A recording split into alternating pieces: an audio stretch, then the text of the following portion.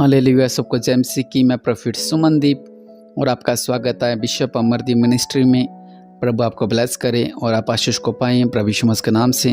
और आज की हमारी प्रार्थना है पाप क्षमा के लिए प्रार्थना। इसलिए अपने घुटनों को टेक के अपने आंखों को बंद करें और आइए हम इस वचनों को पढ़ते हैं। वचन में हम पढ़ेंगे पाप क्षमा के लिए बताया गया है और आप मेरे पीछे भी बोल सकते हैं इन वचनों को।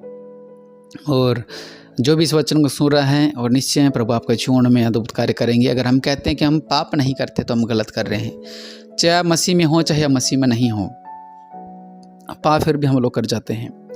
हमारे जीवन में पाप हो जाते हैं, हम करते नहीं लेकिन फिर भी पाप हो जाते हैं। क्योंकि जब हम पाप से निकलते हैं, मतलब जब हम मसीह में नहीं होते हैं, जब हम पाप से निकलते हैं, शैतान हमें कहते हैं कि थोड़ा सा किनारा पकड़ के रखता है हमारा, मतलब हमारे जीवन का।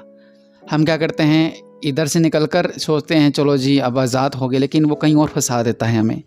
वहाँ से निकलते हैं फिर कहीं और फंसा देता है हमें। फंसाने का मतलब कुछ अलग मुसीबतों में, कुछ अलग प्रॉब्लम में, कुछ अलग व्यभिचार में, कुछ अलग सोच में, कुछ अलग बुरे विचारों में। मतलब पाप इंसान से होता ही है, चाहे वो मसीह में है चाहे वो नहीं है, पाप इंसान करता है। हालेलुया। मैंने बहुत से लोगों को देखा जो मसीह में होने के बावजूद भी वो पाप करते हैं। बहुत से लोगों को जिन्होंने बपतिस्मा ले रखा है, नशा करते हैं, बीड़ियाँ, सिगरेटें, व्यभिचार, बहुत सी ऐसी बातें जो मसीह में होने के बावजूद भी वो पाप करते हैं। लेकिन आज हम इन वचनों को पढ़ेंगे, परमेश्वर आपके जीवन में अद्भुत कार्य करेंगे। क्योंकि हम लोग कहते हैं कि नहीं जी हमें मसीह में 20 साल हो गए, 10 साल हो गए, हम पाप नहीं करते हैं। अगर आपने झूठ बोल दिया तो वो भी आप पाप कर रहे हो। इसलिए आइए इन वचनों को पढ़ते हैं। आप मेरे पीछे बोल सकते हैं इन वचनों को। प्रभु आपके जीवन में अद्भुत कार्य करें।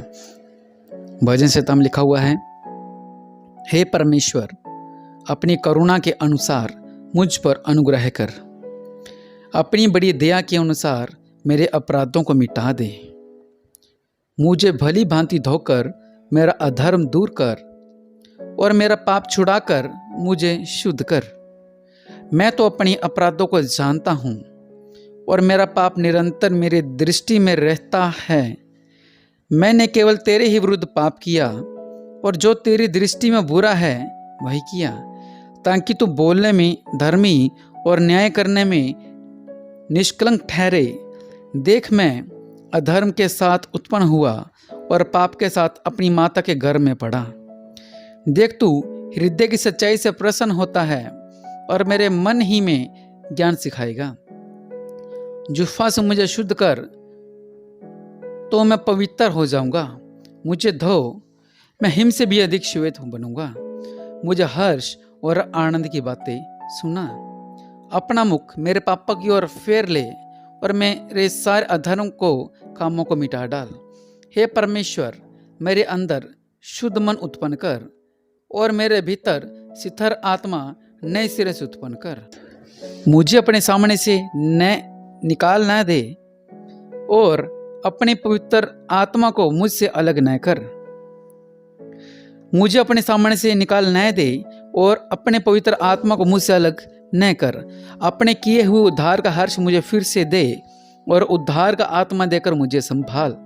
तब मैं अपराधियों को तेरा मार्ग सिखाऊंगा और पापी तेरी ओर फिरेंगे।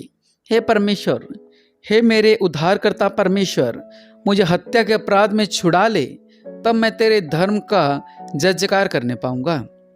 हे प्रभु मेरा मुंह खोल दे, तब मैं तेरा गुणगान करूंगा। क्योंकि तू मेल बलि से प्रसन्न नहीं होता, नहीं तो मैं देता। होम बलि से भी तू प्रसन्न नहीं होता। टूटा मन परमेश्वर योग्य बलिदान है। हे परमेश्वर तू टूटे हुए और पीसे हुए मन को तुच्छ नहीं जानता। हालेलुया। कितनी अच्छी अच्छी बातें लिखी हुई हैं। इनमें सबसे जरूरी बात यहाँ पे लिखा हुआ है कि टूटा मन परमेश्वर योग्य बलिदान है। देखा कि प्रभु जी आप, अगर हम सोचते हैं कि हम बलि चढ़ा देते हैं, हम ऐसा कर लेते हैं, हम ऐसा कर लेते हैं, हम ऐसा कर लेते हैं, क्योंकि पहले भी ऐसा करते थे लोग, अपनी बलि चढ़ा देते थे, पशुओं की बलि चढ़ा देते थे, बकरे की बलि चढ़ा दी, किसकी बलि चढ़ा दी, ऐसा करते थे वो लोग। लेकिन वचन कह रहा है कि हमने बलि चढ़ानी है अपने टूटे हुए मन की। अगर आपने कोई भी पाप किया है अनजाने में, गलती से, तो आप भी बलि चढ़ाएं, टूटे मन की बलि चढ़ाएं। वचन कहता है कि हे प्रभु मेरा मुंह खोल दे क्योंकि तू मेल बलि से प्रसन्न नहीं होता, नहीं तो मैं दे देता। होम बलि से भी तो प्रसन्न नहीं होता तो भी मैं दे देता। लेकिन टूटा मन परमेश्वर के योग्य बलिदान है। हे परमेश्वर, तो टूटे और पीसे हुए को मन को तुच्छ नहीं जानता। जो परमेश्वर से कहते कि प्रभु मैं पापी हूँ, मैंने पाप किया। जिस तरह मैंने बताया था धनी लाजर के बारे में कि उसने बोला मैंने पाप किया, तो परमेश्वर ने उसकी प्रार्थना को सुना। वचन कहता है कि टूटे मन को परमेश्वर पसंद करता है, पीसे हुए मन को परमेश्वर पसंद करता है। हालेलुया। परमेश्वर आपके जीवन में अद्भुत कार्य करे। और उससे भी अच्छी बात क्या लिखी हुई यहाँ पे कि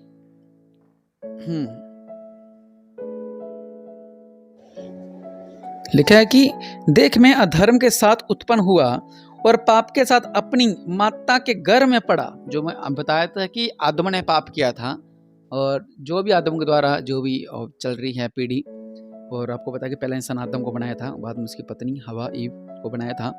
तो लिखा कि पाप के साथ अपनी माता के गर्भ में पड़ा रहा। हम जब गर्भ में तभी हम पाप में होते हैं, लेकिन जब हमें सच्चा रास्ता मिलता है प्रभु यीशु मसीह का, तब हम पाप से आजाद होते हैं। जब हम प्रभु यीशु मसीह को उद्धार करता ग्रहण करते हैं। वचन कहता है कि मुझे भली भांति धोकर मेरा अधर्म दूर कर और मेरा पाप छुड़ाकर मुझे शुद्ध कर। आप भी आज कहें कि प्रभु जी आज मुझे शुद्ध कर दो, मैंने जितने भी पाप किए हैं मुझे क्षमा कीजिए। आप कहें, चाहे भाई है चाहे बहन है, वो कहें कि प्रभु के नाम से मैंने जितने पाप किए हैं प्रभु मुझे क्षमा करें। चाहे मैंने अनजाने में किए हैं, चाहे मुझसे हो गए, लेकिन प्रभु आज मुझे क्षमा कर। आगे लिखा हुआ है, मैं तो अपने अपराधों को जानता हूं और मेरे इस प्रार्थना को जो लोग सुन रहे हैं वो भी जानते हैं कि उन्होंने क्या क्या पाप किए हैं जो उनसे हुए हैं। बहुत से ऐसे लोग हैं जो जानकर पाप करते हैं, कुछ नहीं होता चल लेते हैं, प्रभु में है, चल कुछ नहीं दारू पी लेते हैं, कुछ नहीं ताज ही नशा कर लेते हैं, कुछ नहीं ताज ऐसे कर लेते हैं। हम आज करते करते करते जो हमारे नंबर 100 बने होते हैं परमेश्वर के सामने वो 0 पे आ जाएंगे, और 0 पे आ जाते हैं। हमारा भी ऐसा सीन होता है। जिस तरह वचन कहता है परमेश्वर घूरे में से उठाता पतवंतों पर ले जाता है। वचन कहता है कि पीछे वाले आगे किए जाएंगे। ऐसी होता है। हम भी देखते हैं लोगों को, अच्छा ये इंसान सही है, लेकिन ये तो 0 है। लेकिन नहीं, इसको उठाओ और कहाँ पर ले जाओ, 100 नंबर पर ले जाओ। हम ऐसा करते हैं। और जो बेचारा 90 पे होता है, हमें लगता है कि ये तो अब 90 पर रुक गया है, अब ये कुछ नहीं कर रहा। वो खुद ही, हम कुछ करते नहीं है, वो खुद ही अपने नंबर कम करता करता करता करता करता करता करता 0 पे आ जाता है। और जब 0 पे आ जाता है मतलब दिखना बंद हो जाता है। दिखना बंद मतलब कि हमारा उसके सिर से हाथ हट गया, इसका मतलब वो अकेला रह गया।